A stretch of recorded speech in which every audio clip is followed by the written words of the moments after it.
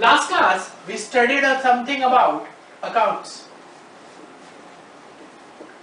What was accounts is? Accounts is recording of financial transaction in a summarized and classified manner to analyze and interpret for future. This was the definition of accounts which we had studied.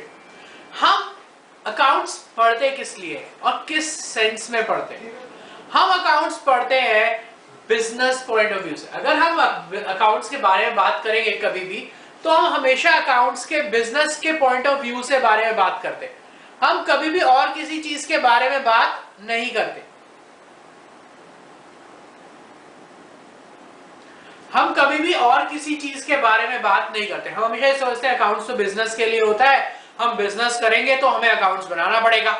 हमारा main तो M यही होता है ना कि हम business करेंगे तो हमारे को अकाउंट्स बनाना पड़ेगा.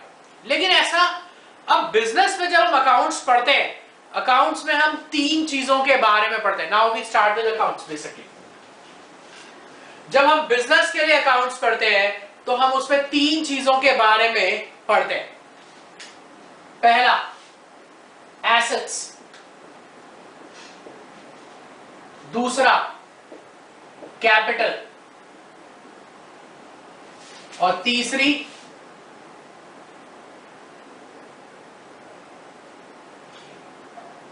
लायबिलिटीज.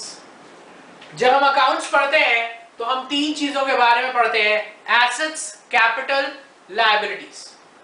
Right?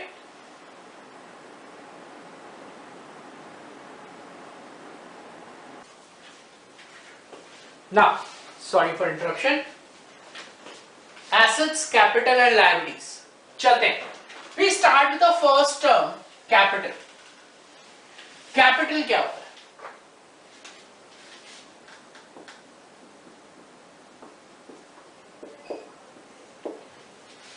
प्लीज रजिस्टर में नोट डाउन करते हैं ना.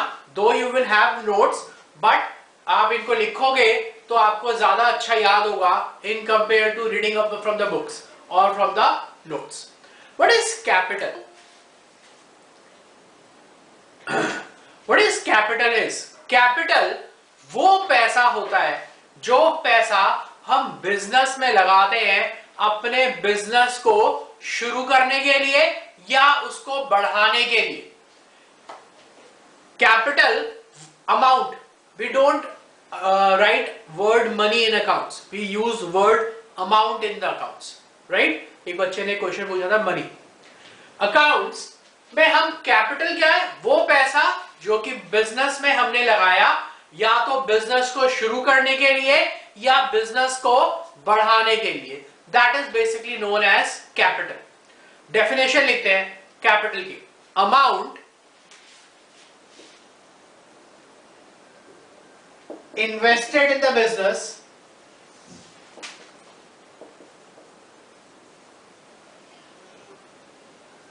to start it or to expand it. Amount invested in the business to start it or to expand it is basically known as capital. Is basically known as capital. Capital दो तरह की होती है. Capital दो तरह की होती है. एक फिक्स्ड कैपिटल, दूसरी वर्किंग कैपिटल. एक फिक्स्ड कैपिटल और दूसरी working capital. Now what is fixed capital is? मैंने अपने बिजनेस में 10 लाख रुपए लगाए तो मेरे बिजनेस की टोटल कैपिटल कितनी हो गई? 10 लाख. उस 10 लाख रुपीस में से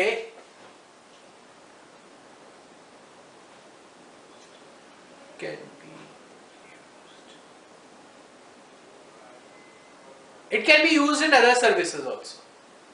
Basically it relates to business. Anything which you start is known as capital. Now 10 lakh rupees मैंने अपने बिजनेस पे पुट ऑन किए. मैं वो 10 लाख रुपए से अपना बिजनेस आगे बढ़ाऊंगा. मैंने 10 लाख रुपए में से 4 लाख रुपीस की मशीन खरीद ली, मैंने 10 लाख रुपए में से 4 लाख की मशीन खरीद ली। अब जो 4 लाख की मशीन खरीद ली, उस 4 लाख की मशीन का पैसा मैं दोबारा यूज नहीं कर सकता। That amount can not be reused again. एक तरह से मेरे बिजनेस की वो फिक्स्ड कैपिटल हो गई कि मेरे को बिजनेस शुरू करने के लिए 4 लाख रुपए तो चाहिए ही चाहिए था, क्योंकि मेरे को मशीन खरीदनी है।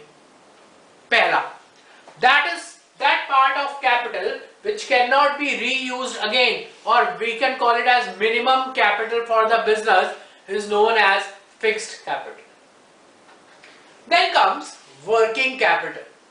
अब मशीन खरीदने से तो काम नहीं चलेगा, खाली मशीन खरीदने से तो काम नहीं होता। रॉ मटेरियल खरीदना है, रॉ मटेरियल को फिनिश गुड्स में कन्वर्ट करना है, and then we have to move on.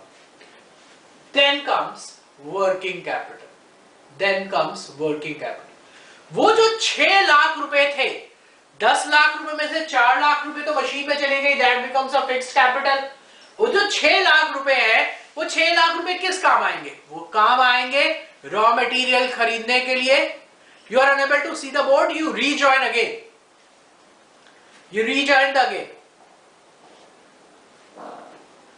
Working capital is that part of the capital where the money is used for running of the business. अब मैं वो 6 लाख रुपए से मटेरियल खरीदूंगा, मैंने 6 लाख का मटेरियल खरीदा, उसे फिनिश प्रोडक्ट में कन्वर्ट किया, फिर मैंने उसको बेचा 8 लाख रुपए में, फिर मैंने 8 लाख रुपए का मटेरियल खरीदा। इसका मतलब हमारे बिजनेस में जो चीज इंक्रीज हो रही होती है, हमारे बिजनेस में जो चीज इंक्रीज हो रही होती है, that part of the capital is known as working capital, or you can call it the amount of capital which is used to run the business is known as working capital.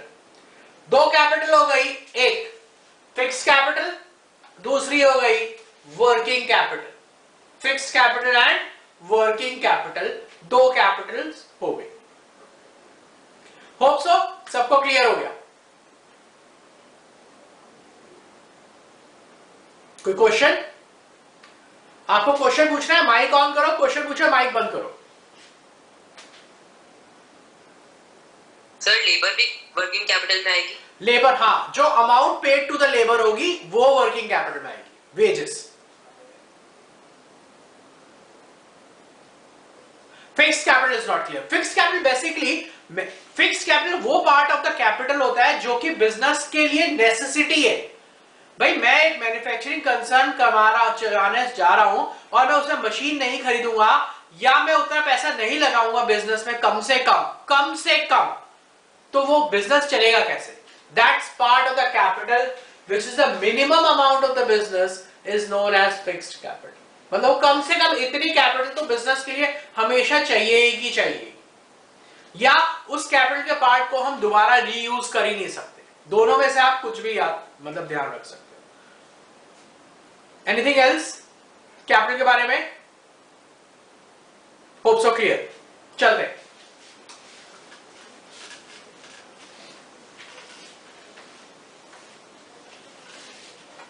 Then comes assets.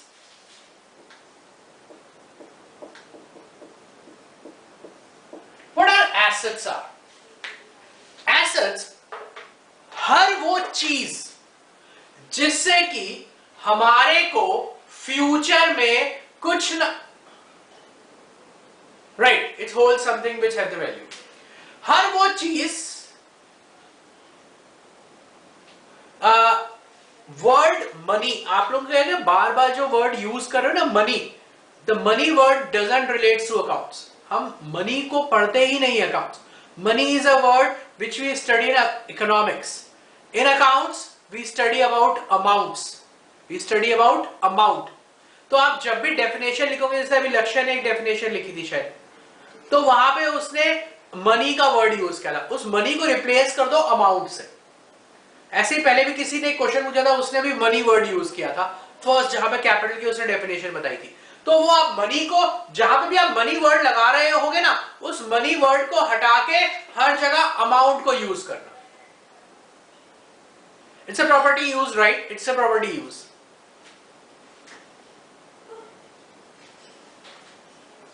चले नहीं, assets. हर वो चीज, हर वो काम, कुछ भी जो हम आज की डेट में करें उससे मुझे आने वाले सालों में कुछ फायदा हो, दैट इज एन एसेट। आज हम स्टूडेंट्स हैं, वी आर ऑल स्टूडेंट्स। आज हम पढ़ रहे हैं, फ्यूचर में हम इससे पैसे कमाएंगे। तो इसका इसीलिए हम कहते हैं ना, education is the biggest asset of an person. क्योंकि आज हम पढ़ रहे हैं, उससे हम फ्यूचर में कमाई करेंगे, वो हमारे लिए इनकम होगी। इसका मतलब वो क्या है, हमारे लिए एसेट है। लेकिन हम उसे अकाउंटिंग टर्म में एसेट्स नहीं पढ़ेंगे। अकाउंटिंग टर्म में एसेट्स क्या होता है? Assets are all those items which we purchase today, used for some time and can be converted into cash in coming future. All those items which I purchase today can be used for some time and can be converted into cash in coming future is known as assets. Is known as assets. लिखते हैं, assets are those items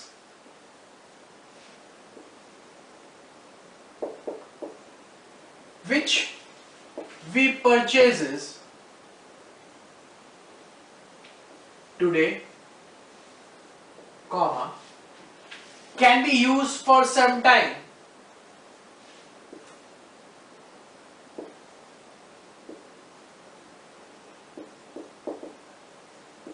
and can be converted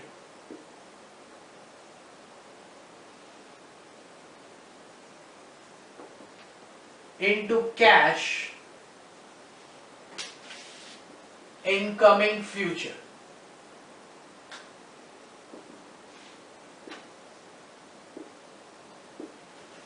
Assets are those items which we purchase today, can be used for some time. Please microphone बंद करें. Can be used for some time and can be converted. Sir आप mute पे आ गए हो। मैं आपकी voice Audible नहीं है। सॉरी वो म्यूट हो गया अपने आप, पता नहीं कैसे यार। ओके चले। एसेट्स आर दो, हाँ repeating, please microphone of, repeat कर रहा हूं मैं। Right, assets are those items which we purchases today, can be used for some time and can be converted into cash in coming future. आपके घर में, आप अपना घर लेते हैं, आपके घर में बहुत सारा सामान होगा। आपके घर में डाइनिंग टेबल होगी, आपके घर में सोफा होगा। आपने वो डाइनिंग टेबल खरीदी आज की डेट में, आप उस डाइनिंग टेबल को काफी सालों तक यूज करोगे और फिर चाहोगे कुछ सालों के बाद कि वो कैश में कन्वर्ट हो जाए तो आप उसको बेच दोगे। तो आपके घर के लिए वो एसेट हो गया। दूसरा, हमने घर खरीदा, वो घर हमारे यूज कर रहे हैं हम, और अगर हम चाहेंगे अब 10 साल बाद मैंने चाहा कि मेरे को बड़ा घर लेना है, तो मैं वो पुराने घर को बेच के नया घर ले लूंगा। तो वो जो घर खरीदा मैंने आज की डेट में, वो मेरे लिए एसेट है, क्योंकि मैं उसे लॉन्ग टर्म पीरियड के लिए यूज कर रहा हूं और मैं उसे काफी सालों तक यूज कर सकता हूं जब तक मैं चाहूं। इसलिए हर वो चीज जिससे हमारे को आने वाले टाइम पे कुछ ना कुछ फायदा हो, that is called asset. That is called asset. Assets are those items which we purchases today, can be used for some time and can be converted into cash in coming future. और assets के साथ और भी बहुत सारी चीजें जुड़ती है। Assets से फ्यूचर बेनिफिट आइटम,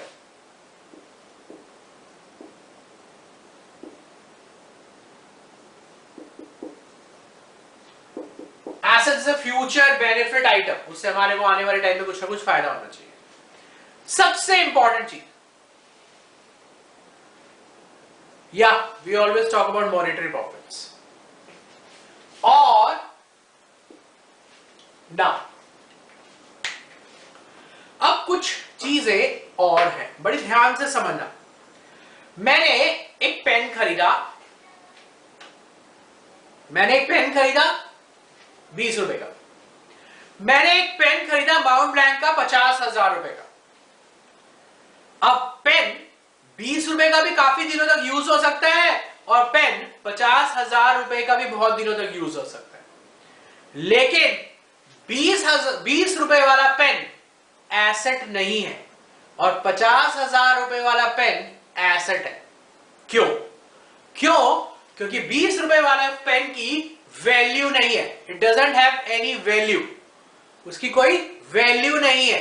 लेकिन 50,000 रुपए वाले पेन की वैल्यू है, लेकिन 50,000 रुपए वाले पेन की वैल्यू है। It's a valuable item. तो जो भी एसेट होगा उस एसेट को वैल्यूएबल आइटम में होना पड़ेगा। It should have some valuable item, उसकी एक वैल्यू होनी चाहिए। माउंट ब्लैंक का पेन आप दोबारा, अब 20 रुपए का पेन था, मैं लेके आया, खराब हो गया, लेकिन क्योंकि वो स्मॉल अमाउंट है, एग्जांपल दे रहा हूं, 20 रुपए वाला पेन लेके आया तू, 5 मिनट लिखा, खराब निकल गया, तूने कहा छोड़ यार अब कौन जाएगा। लेकिन अगर 50,000 रुपए का पेन तू लेके आया और वो खराब निकल गया, तो क्या करेगा? वापस जाएगा दुकानदार के पास, बोले भाई ये पेन खराब है, इसको वापस ले, एक्सचेंज करके दूसरा दे। शॉपकीपर भी उसे आराम से चेंज कर देगा। लेकिन 20 रुपए वाला पेन को वो चेंज नहीं करेगा। क्यों? क्योंकि वो 20 रुपए वाला पेन हमारे लिए स्मॉल अमाउंट है। जब स्मॉल अमाउंट होती है और इसकी यूजेस लिमिटेड होती है, उसे हम एक्सपेंस कहते हैं, उसे हम एक्सपेंस कहते हैं। लेकिन अगर इसकी अमाउंट बहुत बड़ी हो जाए और वो एक्सपेंस होता भी है, तो वो एसेट में कन्वर्ट हो जाता है, क्योंकि उसकी एक रीसेल वैल्यू बन जाती है। That means asset should always plus with resale value, asset की एक रीसेल वैल्यू भी होनी चाहिए। ओके, चलते हैं। ये तीनों चीजें क्लियर? मतलब asset is not clear. Asset is anything which we purchase today. हम कोई भी सामान आज की डेट में खरीदे और उस चीज को हम लॉन्ग टर्म पर्पस के लिए यूज कर सकते हैं, उसे हम एसेट खरीदते हैं। मैंने आज गाड़ी खरीदी, मैं उस गाड़ी को लॉन्ग टर्म पर्पस के लिए यूज कर रहा हूं, वो एसेट है। या हर वो चीज जो कि हर वो काम या हर वो चीज जो कि आज की डेट में मैंने किया है और उससे आने वाले टाइम में मुझे कुछ ना कुछ बेनिफिट है, that is an asset, that is an asset. Vedika क्या हुआ? बार बार ज्वाइन, बार बार क्लियर नहीं आ रहा? सर सर्विस भी एसेट हो गई। Service is not an asset. हम किसी को सर्विस देंगे, वो एसेट नहीं होगा ना। वो चीज कहां है? Where is the item? बच्चा वो तो फ्यूचर बेनिफिशियल है। फ्यूचर बेनिफिट है, लेकिन वो आइटम नहीं है ना। सर्विसेज तो हम सर्विसेज दे रहे हैं, उसके अगेंस्ट में तो हम रेवेन्यू जनरेट कर रहे हैं। उसके बदले में तो मैं कुछ लूंगा ना, तो वो मेरे लिए इनकम होगी, वो मेरे लिए रेवेन्यू होगी, लेकिन वो मेरे लिए एसेट नहीं, वो तो मेरा काम है। मैं आपको पढ़ा रहा हूं, उसके अगेंस्ट में मैं फीस लूंगा, तो आपको पढ़ाना, मुझे आपको सर्विसेज देना है, right? Okay,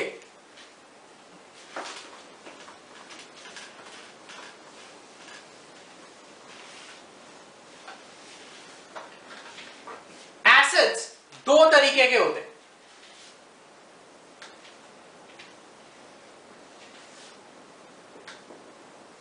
fix assets, current assets. Now, fixed assets are nowadays commonly known as non-current assets.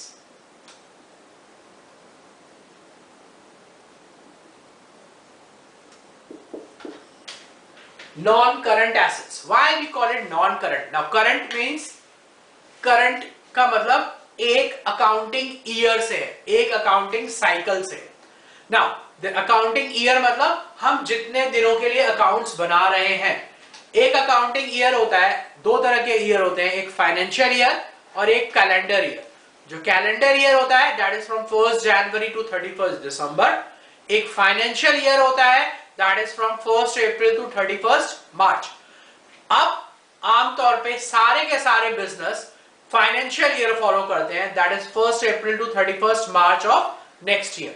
That period is known as current year, that period is known as current year or your accounting year, or you can call it a cycle, accounting cycle.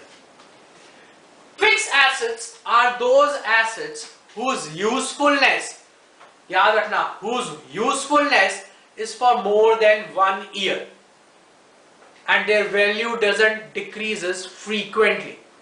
They are useful for long period of time. मतलब हम यहाँ पे usefulness की बात कर रहे हैं कि हमने उसे खरीदा, हम उसे लॉन्ग पीरियड ऑफ टाइम तक यूज कर सकते हैं, those are known as fixed assets. Example, land and building.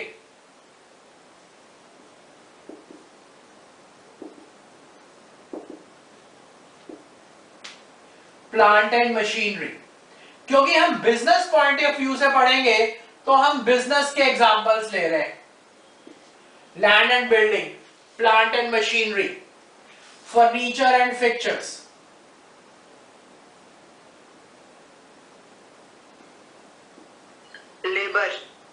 Labour fix assets कैसे हो सकती है बेटा? लेबर हमारे लिए एक्सपेंस है. आज लेबर काम करेगी, जब वो दोबारा काम करेगी फिर से पैसे देने पड़ेंगे. कल हमने एग्जाम्पल पढ़ा था ना, मेट्रो से गए, मेट्रो में एक बार सवारी करी, उसको पैसे दिए, तो मेट्रो के हमारे लिए एसेट थोड़े हो गई. वैसे लेबर आई, उसने मेरे लिए काम किया, मैंने उसको वेजेस दिए, काम खत्म. तो फिर वो हमारी वर्किंग कैपिटल में आएगी. वो हमारी वर्किंग कैपिटल का पार्ट है जो उसको वेजेस दे रहे हैं. Okay sir. ओके. और आइटम होनी चाहिए ना, लेबर तो आइटम है ही नहीं. Land and building, plant and machinery, furnitures and fixtures. These are few common examples. Motor vehicles.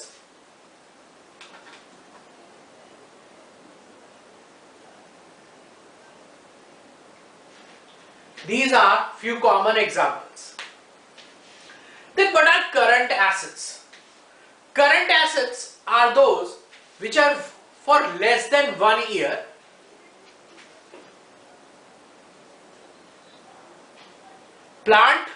Plant is not a seasonal. ये प्लांट फैक्ट्री है, इंडस्ट्री है. Plant and machinery.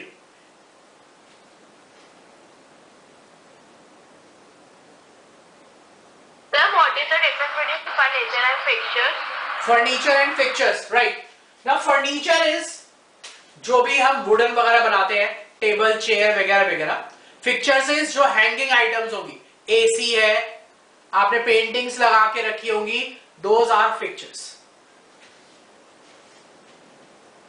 Sir, pictures will be not there. That's something that can be moved. तो fixtures हो गए ना. Paintings can be easily movable ना, वही तो मैंने बताया ना.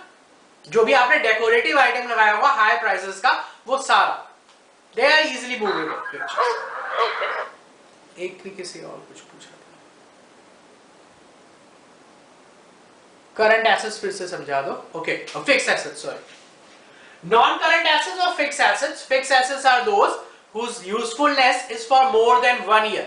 फिक्स्ड एसेट्स वो एसेट्स होते हैं जो एक साल से ज्यादा पीरियड के लिए यूज होते हैं, उन्हें हम फिक्स्ड एसेट्स कहते हैं. और भी हम इसमें और भी बहुत सारी चीजें हैं. They are not easily movable from one place to another place. Their shapes cannot be altered. Their value doesn't changes frequently. मतलब इस तरह से फिक्स्ड एसेट्स से बहुत सारी चीजें जुड़ती जाती है. फिक्स्ड एसेट्स क्या? Their usefulness for more than 1 year. Their value doesn't changes frequently. They are not easily movable from one place to another place. They are not easily movable from one place to another place. They are all considered to be fixed assets. Right? Then we comes to current assets. Current assets क्या होते हैं? Current assets are those which are for less than 1 year. जो assets एक साल से कम period के लिए. Right? Usefulness. यहां पे यूजफुलनेस एक साल से ज्यादा थी, यहां पे यूजफुलनेस एक साल से कम है. दूसरी बात, current assets are those, okay, current assets are those which are easily convertible into cash also. They are easily convertible into cash also. हम उन्हें कैश में भी इजीली कन्वर्ट कर सकते हैं. They are also known as current assets. Example, cash in hand. वो कैश जो कि हमारे पॉकेट में है, that is commonly known as cash in hand. Then comes cash at bank.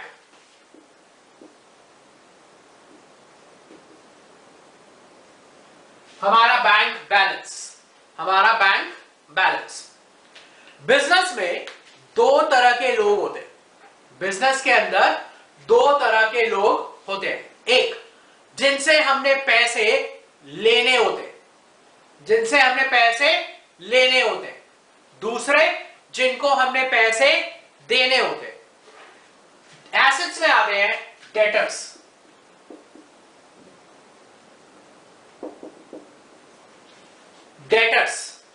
Debtors are those persons from whom we have to receive certain amount. Debtors वो लोग होते हैं जिनसे हमने कुछ पैसे लेने हैं। क्यों लेने हैं? क्योंकि हमने उधार पे उन्हें गुड्स बेचे। हर वो बंदा डेटर नहीं होता। मैंने अगर किसी को उधार पे गुड्स बेचे हैं और उस गुड्स के बंदे के पैसे मुझे लेने हैं, then it is known as debtors. Otherwise वो डेटर्स नहीं कहलाएगा। अदरवाइज वो डेटर्स नहीं कहलाएगा। भाई मैंने किसी को 10,000 रुपए लोन भी तो दे सकता हूं, उससे भी तो 10,000 रुपए लेने हैं, लेकिन वो लोन है। और डेटर्स कौन है? डेटर्स वो बंदे हैं जिनसे मुझे पैसे लेने हैं। किस पर के लिए? कि मैंने उन्हें गुड्स उधार पे बेचे, for goods sold on credit. लिखते हैं, debtors are those persons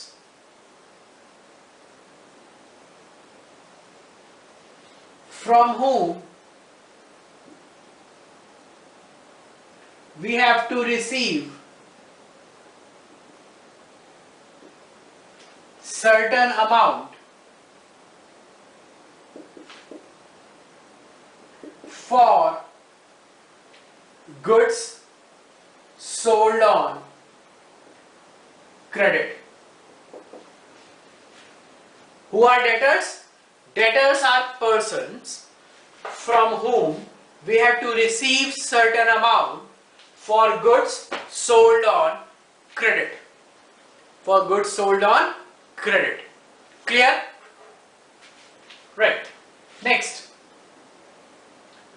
Bills receivable.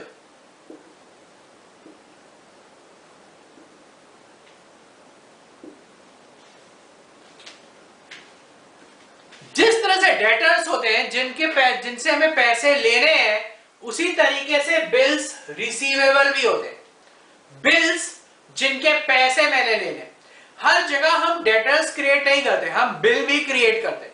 Now what's the difference between debtors and bills receivable? बात तो एक ही है, दोनों जगह हमें पैसे ही ले रहे हैं, लेकिन फर्क क्या है? डेटर्स के अंदर टाइम पीरियड नहीं है। मैंने आज एक्स को 10,000 रुपए के गुड्स बेचे, एक्स ने मुझे कल 8,000 रुपए दिए और वो मुझसे 5,000 रुपए के गुड्स और खरीद के ले गया।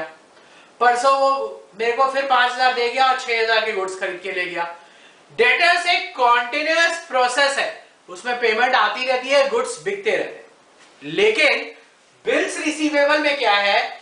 हमने जो गुड्स बेचे हैं, एक बार उसका बिल बनेगा, उसकी पेमेंट इतने दिनों के बाद आएगी। एक बार जो बिल बनेगा उसकी पेमेंट इतने दिनों के बाद आएगी, एक साथ आएगी, एक साथ। Right?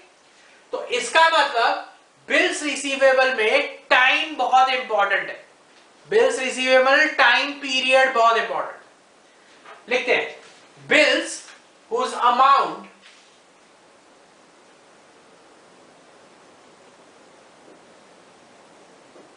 is due, bills whose amount is due to be received after fixed period of time. After a fixed period of time. Now, debtors कौन होते हैं? Debtors are those persons from whom we have to receive certain amount for goods sold on credit. For goods sold on credit. Then what is bills receivable? Bills receivable are bills whose amount is due to be received after fixed period of time. After fixed period of time. इन दोनों को हम jointly कहते हैं trade receivables.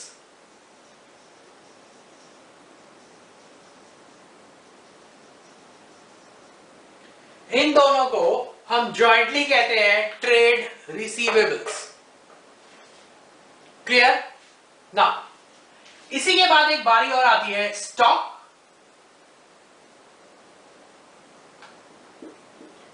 Inventories, stock बोलो या inventories बोलो। Now what are stocks? Stock वो चीज जिनका हम बिजनेस कर रहे हैं, वो चीज जिसका हम बिजनेस कर रहे हैं, उनको हमने क्वांटिटी में रखा है, हमने क्वांटिटी में रखा है। जैसे किसी ने एग्जांपल दिया था, अगर मैं 50,000 पेन खरीद के ले आया तो 50,000 पेन मैं खरीद के ले आया और मैंने उसे रखा हुआ है अपने पास, that is called stock. Stock is quantity of goods which we hold. अगर मैं किसी चीज का भी बिजनेस करूंगा, मैं 1-2 यूनिट तो खरीद के नहीं लाऊंगा ना, मैं तो काफी सारे सामान खरीद के लाऊंगा। जो काफी सारा सामान मेरे पास पड़ा हुआ है, that is stock. Unsold goods,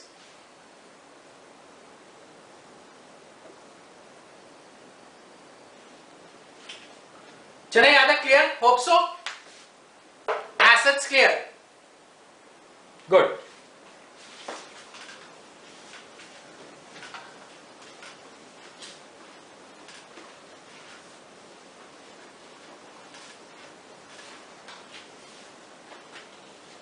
चलते हैं लास्ट टर्म पे, लायबिलिटीज।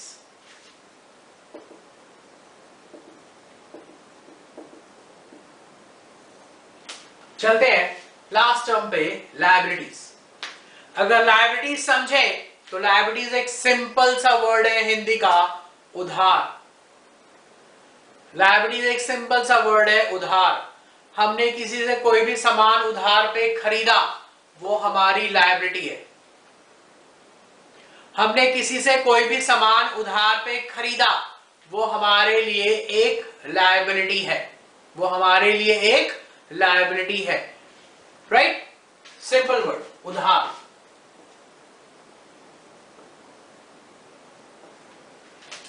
लायबिलिटीज 2 तरह की होती है।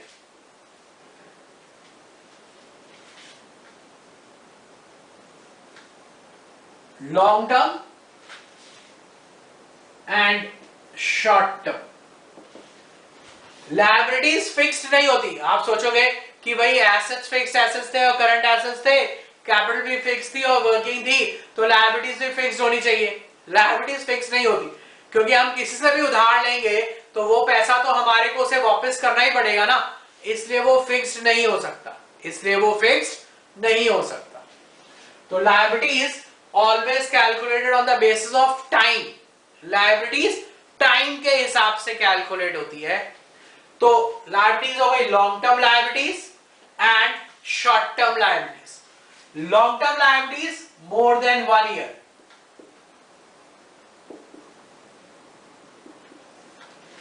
कोई भी लायबिलिटी, जो भी उधार अगर हमने 1 साल से ज्यादा पीरियड के लिए लिया है, वो लॉन्ग टर्म लायबिलिटीज हो जाएगी। और कोई भी उधार अगर मैंने 1 साल से कम पीरियड के लिए लिया होगा, वो शॉर्ट टर्म हो जाएगी। 1 साल से ज्यादा पीरियड के लिए मोर लॉन्ग टर्म लायबिलिटीज, 1 साल से कम पीरियड के लिए less than liabilities. Clear? Now long term liabilities nowadays known as non current liabilities.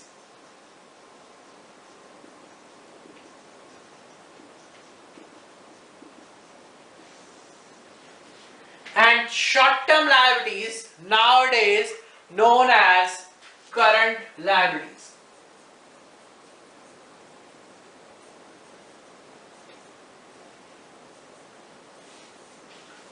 Long-term liabilities commonly known as non-current liabilities, short-term liabilities commonly known as current liabilities. Non-current liabilities examples: loans. कोई भी हमने किसी से भी loan लिया हो, bank से, कुछ चीजों से, किसी चीज को गिरवी रख के लोन लेना, that is commonly known as mortgage. किसी चीज को गिरवी रख के लोन लेना, कॉमनली नोन एज मोर्टगेज। आजकल हम बहुत सुनते हैं गोल्ड लोन ले लो, gold loan, gold loan. What is gold loan? अपना गोल्ड ले जाओ, उस गोल्ड को गिरवी रख दो और उसके अगेंस्ट में लोन ले लो। Any loan against anything. या किसी को कुछ पूछना है? No, okay. तो वो लॉन्ग टर्म लायबिलिटीज आ गई। Then short term liabilities. हमने जब स्टार्ट किया था हमने बोला था बिजनेस में दो तरह के लोग होते हैं, एक जिनसे हमने पैसे लेने हैं और दूसरा जिनको हमने देने हैं। लेने वाले को, जिनसे पैसे लेने हैं उन्हें क्या कहते हैं? डेटर्स।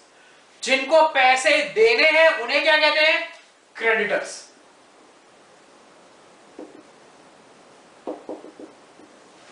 जिनसे पैसे लेने हैं they are known as debtors, जिनको पैसे देने हैं they are known as creditors. जिनसे पैसे लेने हैं they are known as debtors, जिनको पैसे देने हैं they are known as creditors. Creditors are those persons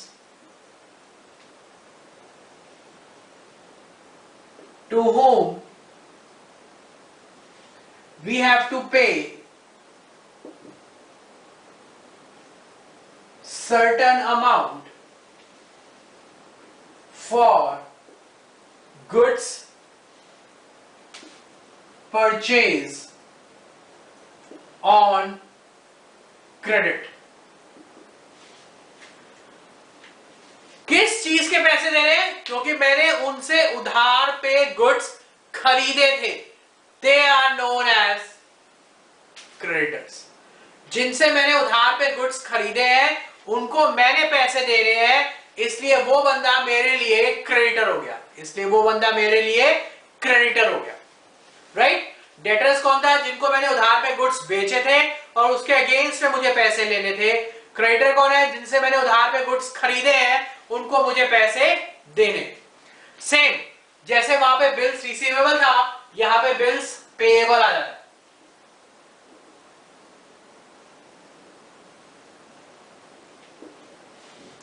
bills payable, bills whose amount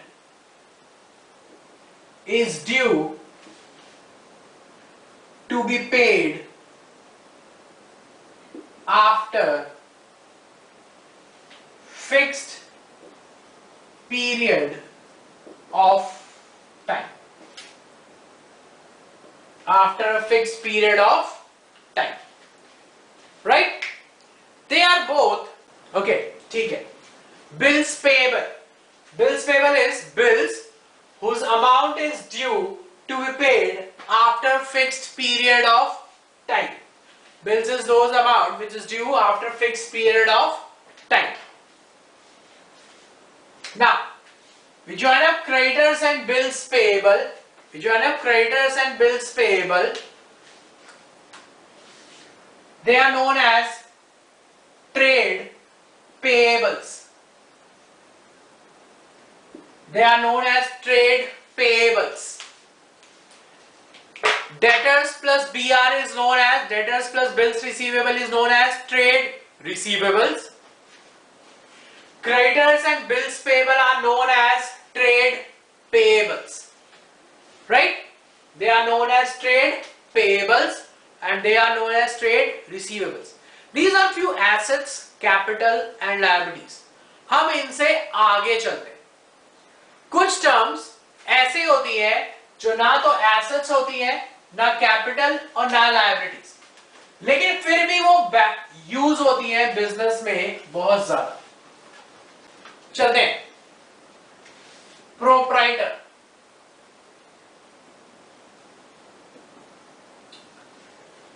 proprietor कौन होता है? Proprietor is the owner of the business, is a businessman. Proprietor is the owner of the business. Then comes drawings.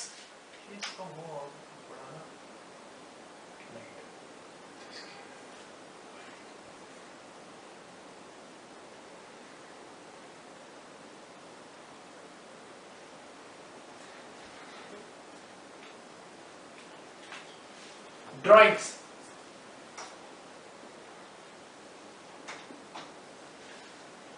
Now what is drawings is? Right. Drawings is any amount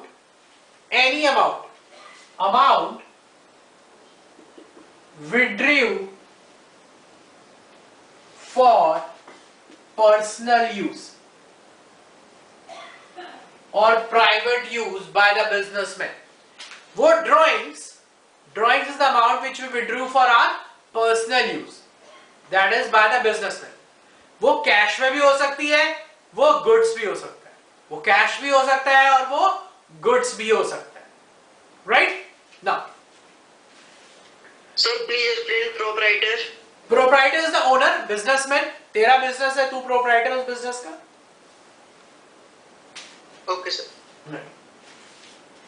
Now comes expenses.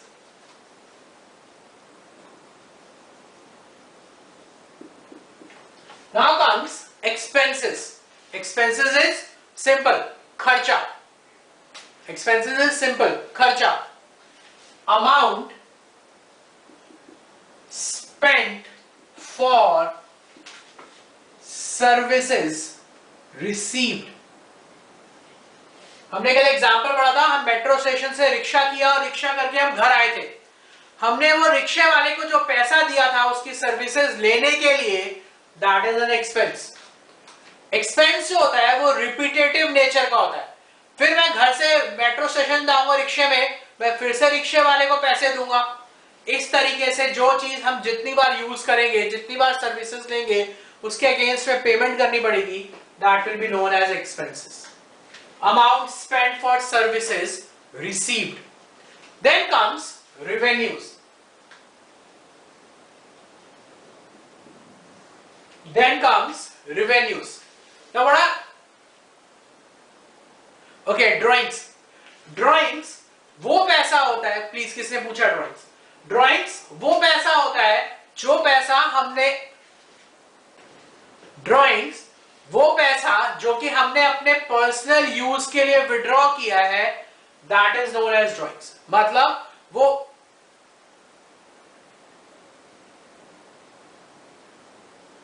Drawings वो पैसा है जो कि हम अपने personal use के लिए use कर रहे हैं, दैट इज ड्राइंग्स.